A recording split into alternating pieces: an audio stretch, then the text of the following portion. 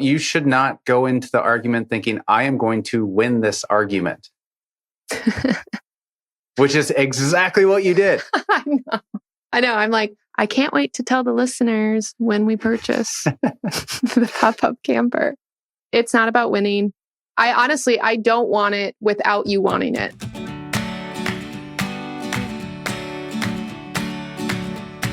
Welcome to Money Dates, the podcast that makes money conversations with your partner feel a little less taboo. I'm Natalie Slagle, a certified financial planner, and I'm joined by my husband and business partner, Dan Slagle, also a certified financial planner. Say hi, Dan. Hello. In each episode, we'll share honest stories and practical tips to help you and your partner feel more connected and confident on your financial journey. So grab your drink, get comfortable, and join us for our Money Dates. Hi, Dan. Hey, Natalie. How are you doing? I'm great. It's good to see you on a lovely, lovely recording day.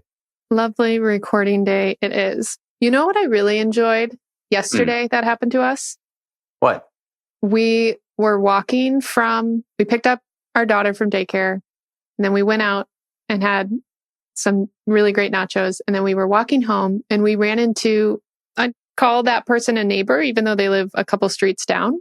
And we were admiring this large tree. And then they were walking by and they gave us this really cool fact about this large tree. And I thought, this is a neighborly thing that is happening. And I loved it. It made me very happy. Well, the only reason he knew something about the tree is the tree that we were looking at, it is massive.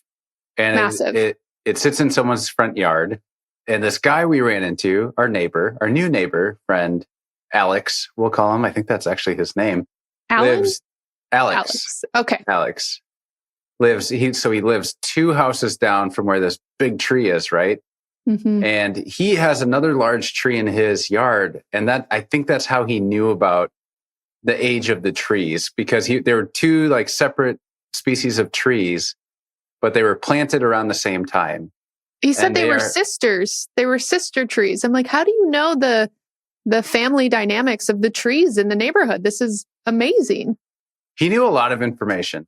I hope he was telling the truth, because he really captured our attention. I mean, he seemed like a person who would be knowledgeable of trees. But it would make it for an even better story if he made up everything, because he was like, these trees are native to the Himalayas and our hot summers might cause damage to these trees that aren't really native here, but that's why they're so big and majestic. And I was just eating it up.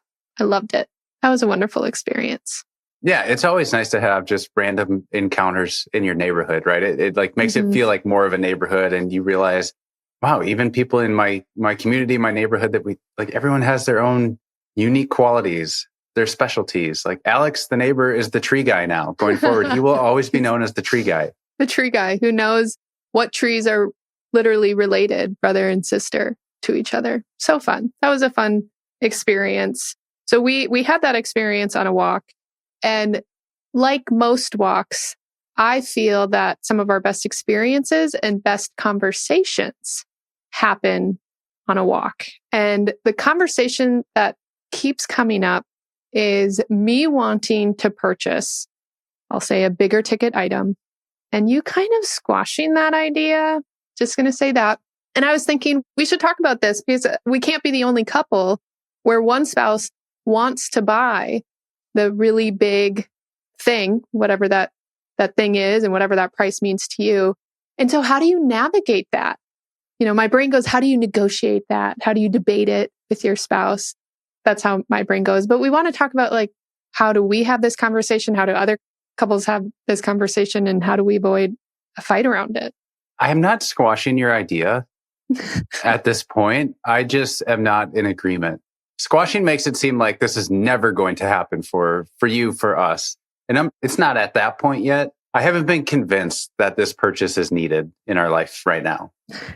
Well, maybe this episode, you and I can hash it out on the air. Is that what you call it when you're podcasting, on the air? Yeah, probably. I'm going to say that because I've always wanted to say that. So maybe we can hash it out through our kind of appropriate ways of having this conversation and see where we land by the end of it. Maybe by the end of it, I got your buy-in for the big ticket item. Well, why don't you share what the big ticket item is? You need to give the listener some context into what we're talking about. And then why don't we, at the end of the episode, check in on how each other is feeling about it based on what we share with our audience today. Okay. So the big ticket item that I want to buy is what do you call it? Like pull behind trailer. I like the pop-up campers where it's this square kind of camper. And I don't even know if they make them anymore, but I just remember always seeing them growing up. My aunt and uncle had one. My neighbor had one. And it pops up and it has a maybe queen or smaller queen bed on each side and a little kitchenette in the middle. And boom, that's all you need. And when I have looked it up, the price could be anywhere from $10,000 to $20,000. So it's not nothing, maybe not the biggest thing, but it's a big ticket item for us for sure. And I haven't gotten your buy-in yet, Dan. No. Why do you need it? Because it's our money. Why do you want it? I can't just go buy something for $20,000 from our joint accounts because we have all of our bank accounts and brokerage account is in joint name. I want you to be just as excited about it as I am. So there's that. And maybe I appreciate that question because maybe that's unrealistic for you to be just as excited about it as I am. But I also want to enjoy this with you and our daughter. So your desire for this camper stems from our experiences camping and really enjoying being outdoors, right? Mm-hmm. And that was just when the two of us were it. And over the past year, introducing our daughter into our life, we haven't taken her camping yet. Like as sad as that is, we have not been able to. Sad. So I think the idea of you wanting the camper comes from creating new memories with our family. Like I feel that's where it stems from. But that's my perception. Is that true? I just love how you're helping me with my argument right now. That makes me love this conversation. Yes, the dynamics of our life has changed, all for the better, of course.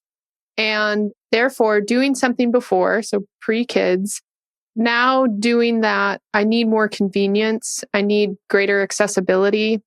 I like the idea of having something that is kind of already packed and one less thing to pack up. So why do I want it now is because our life looks different and I want to cater to that. So there we go. So let's talk a little bit about this conversation is all about when one person has the idea and the other person says no. Can we talk about that? Yeah. And the feelings that come up? Because if your answer was yes, I've been needing the pop-up camper in my life. I'm so glad you brought this up. Then it would have just been a totally different experience. We probably would already have it by now, of course. But the no, I just sit and fester in your no. And I'm like, how dare he? He's not thinking about what I want, what's best for the family. I don't even know where his no is coming from. And that makes me a little upset. And I didn't really say it like this when we were having this conversation. No, this is new to me. It's exciting. So I want to turn the why question back over to you, Dan. Like, why is it a no? On the camper? Yeah. That's a really good question. I didn't grow up around a camper. Like my family, we didn't really go camping, right? And you sharing experiences of how a lot of your different various family members all had campers that it sounded like it was just one big happy party at the local state or the state campground, right? Everyone just pulls up their camper. That's what I'm imagining right now for your family, which is amazing. My family didn't have that, right? So the idea of spending $10,000, $20,000 on a camper for me is a little overwhelming. My mind always goes to, I don't even know how to back up a trailer. I know I could learn. I know your dad is like the expert. He is the expert. The expert when it comes to backing in the trailer. So I'm not too worried about that. I also think about storage. Where are we going to house it? We don't have any room here. I don't want to leave it on the street. And also, I really enjoy tent camping. I really do. Yes. So we have a 2-person tent that just would not work now with our daughter. No. So to me, the like next step in life to get a when it bigger comes tent. to, and yes, exactly. when it comes to the evolution of our life together and introducing our daughter to camping, the next step is to buy a bigger tent, not to skip these steps and go right to the camper. The 20,000. That is a yeah. When I could buy a new tent for $600 to $1,000. I don't know what new tents cost, but I'm guessing that's what you could expect to pay for a decent quality tent. So those are some things that enter my mind right away. That makes it more of a no than a yes. Okay, so what I want to point out that has already made this conversation to me feel better than when we were walking is both you and I gave each other opportunities to explain your why to your answer. This is why I want it. I don't just want it. This isn't random. And this is why you're saying no. And I think it makes the conversation feel better. And so when I think about like our clients or other folks that I've talked to about their financial situations and navigating this type of conversation, especially dealing with a lot of money, you have to make it more than just this is what I want and this is my no response. Like why? Why do you want it? And why is your answer no? Right. You're giving the other person space to share their thoughts on it versus asking the question, making it a yes or no. Do you want a camper or not? And then if I say no, you just shut down and there's no conversation, right? So we're trying to get a little deeper, like reflective reasoning behind why each of us feels a certain way. And I think what's most important that gets oftentimes lost is like, how do we make this a collective decision and come to an agreement? And I don't think you and I are personally at this agreement stage yet of do we get a camper or not?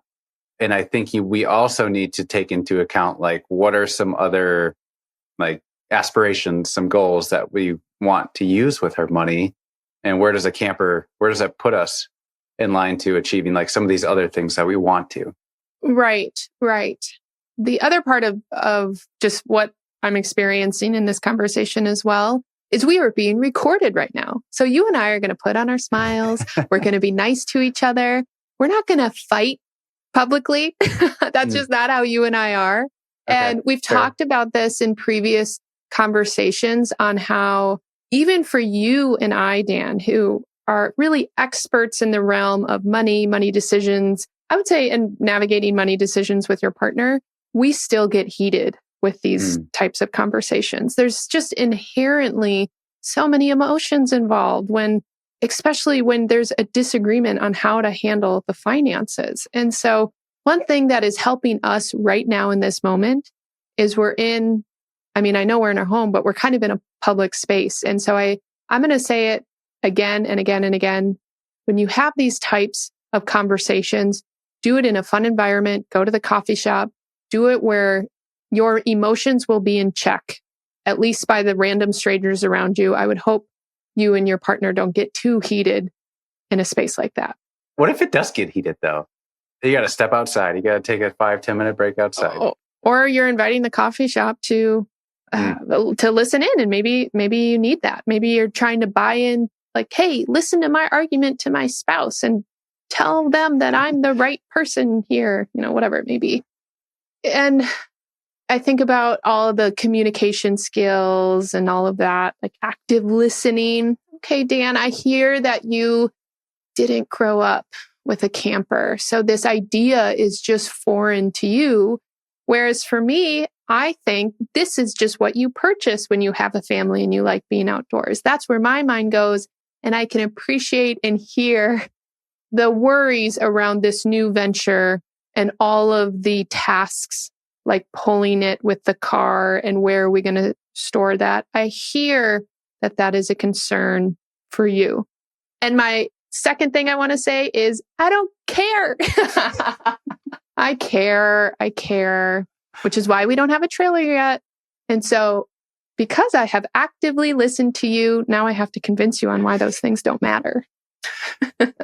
The other reason that I have failed to mention up to this point, being halfway through this episode, is when I was 27, I'll say 27. Okay. Not far.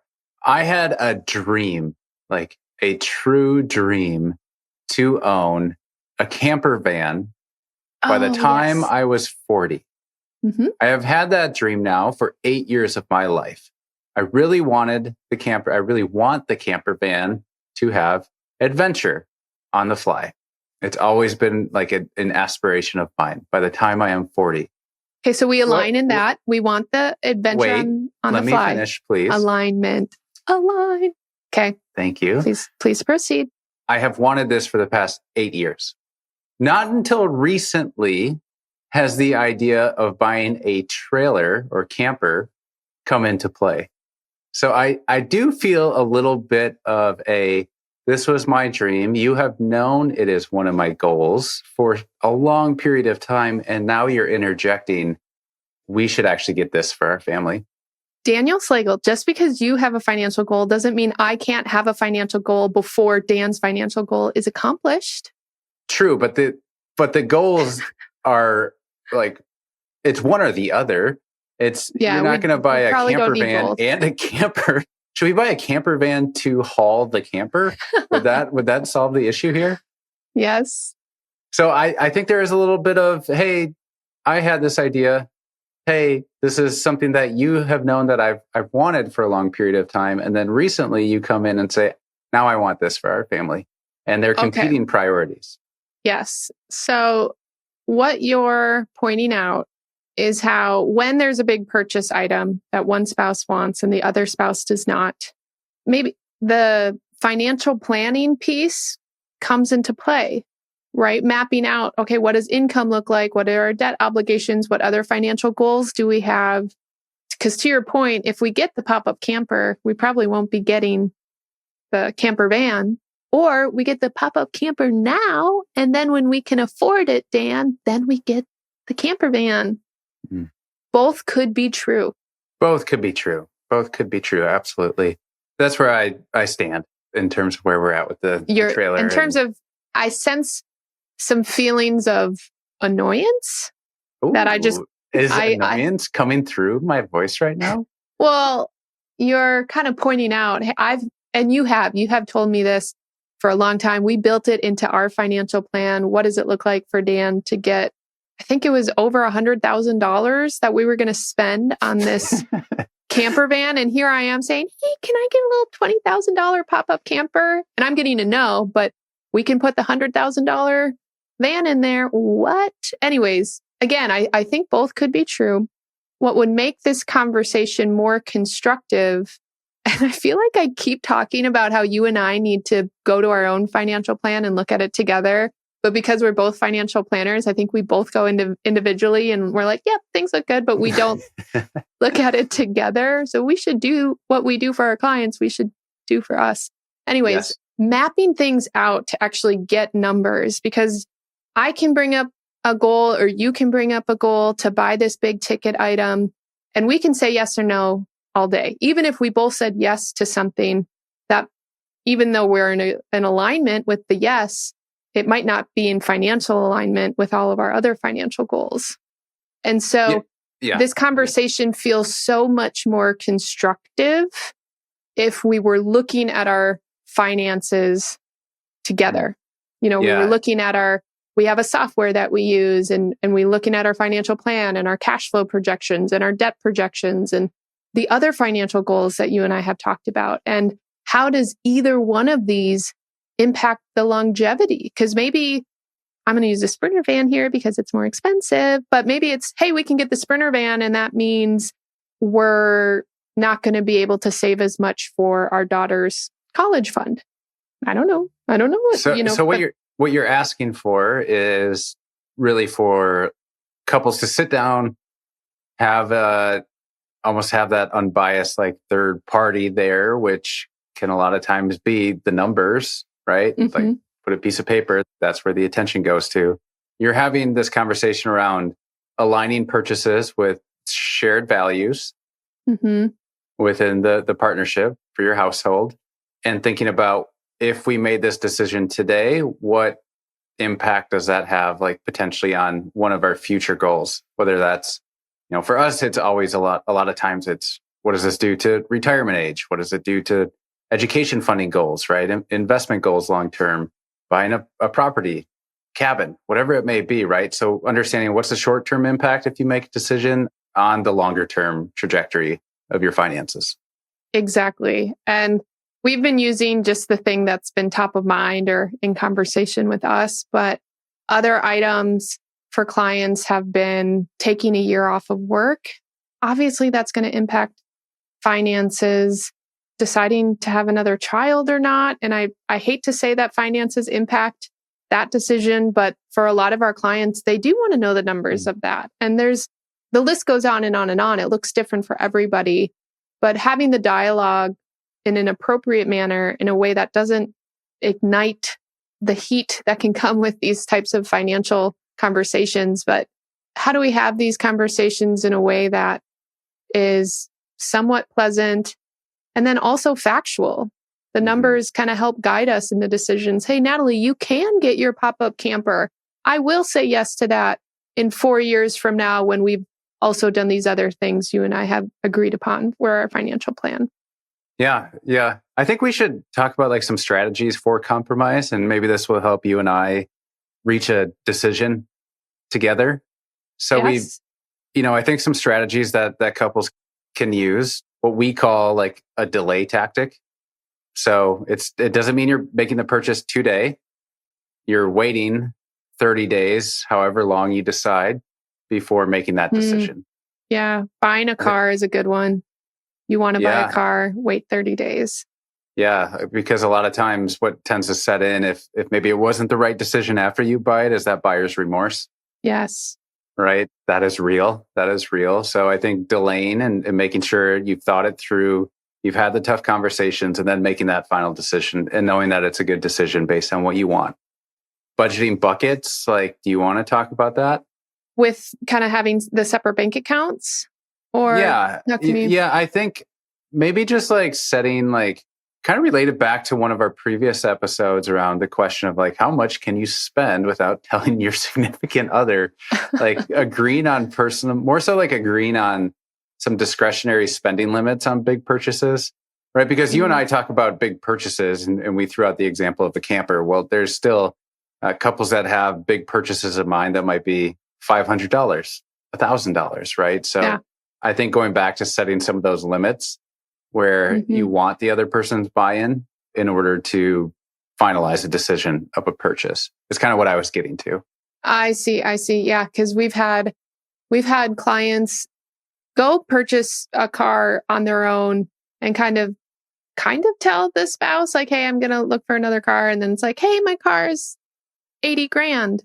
Oh, okay. I'm not saying that's wrong if that's how the couple has agreed to work with their finances. Every couple's parameters are just different here. So to your point, Dan, if you went and bought something for $2,000 without telling me ahead of time, I would be shocked and a little disappointed. I would think it's not my personality, right? It's not your personality. It's not our money habits as a household. Right. So it would just be I don't want to say out of character, but kind of, it'd just be different. That's our reality. It could be different for someone else. Yeah. Yeah. The other strategies we should just hit on real quick here: save toward it together, right? Creating a separate savings goal and revisiting like monthly contributions to that savings account. But when you set up that savings goal, make sure you're both on board with it and coming up with a way to reach that number, whatever you decide on. Maybe that's what we should do. Natalie's camper savings, or it could just be called the camper, and it's for both of us. Because maybe on this topic, do I need the camper now? No, it's the fall. It's about to be rainy, but maybe I need some sort of buy-in that we can be working towards it. And right now it just doesn't really feel like it. And so if we had this, hey, we're throwing a little extra to the savings and it is specifically for this goal, that could make me happy. It could make you happy. And that's one of my goals in life, right? Is to make you happy. And with that said, the last strategy that I had written down to share is agreeing to disagree.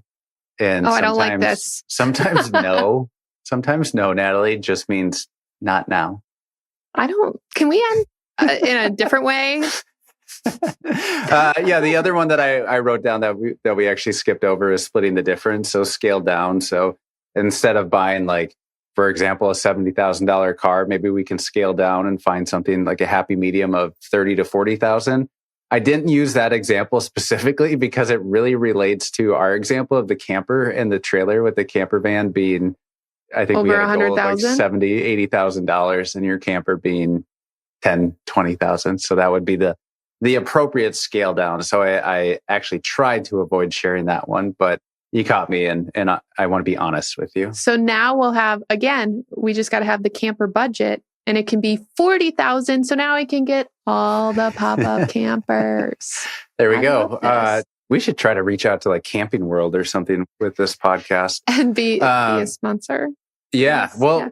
I think we should tie it all together. Like, do you want to share some closing thoughts that you have just based off this conversation and reminders that our listeners could take into their personal lives with their partner?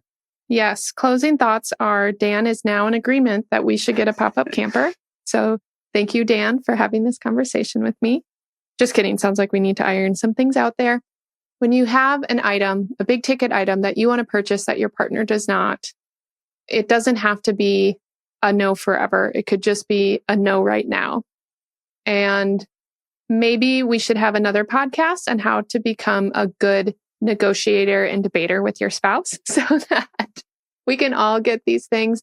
But no, all jokes aside, creating a space to have these conversations where the two of you can maintain your emotions and be very open about what your feelings are, why you want something, why you don't want something, actively listening. I mean, that's just great practice for setting up your household finances in general. And then you need to go and look at the finances. Don't just have the conversation and be done. Map it out. If the partner does say yes, what does that mean to your financial plan, your cash flow, your debt, everything like that? If the partner says no, but you think it could be a yes in the future, we'll build that out. What does that look like? So creating the correct environment to have the conversation, looking at the data, looking at the numbers on top of that is what's going to help facilitate this whole conversation. Yeah, absolutely. Like the data, the logic, obviously that's important if you're trying to make your case for a purchase. What's the impact on the numbers from a household perspective? And then coming at it with some sort of like rational, reflective type reasoning, asking those questions, getting a better understanding of, in our example, why is the camper not important to me? Well, I didn't grow up with it, right? I wasn't surrounded by campers. It's just never been a priority. And for me to think it's a priority now it just has never crossed my mind. Right. So you wouldn't know that, Natalie, if I didn't share that, right? You could have probably guessed it, but I needed to share it. Right. So it's also about you being an active listener and hearing the story and understanding it and putting it together collectively. And the goal at the end of the day isn't to win the argument.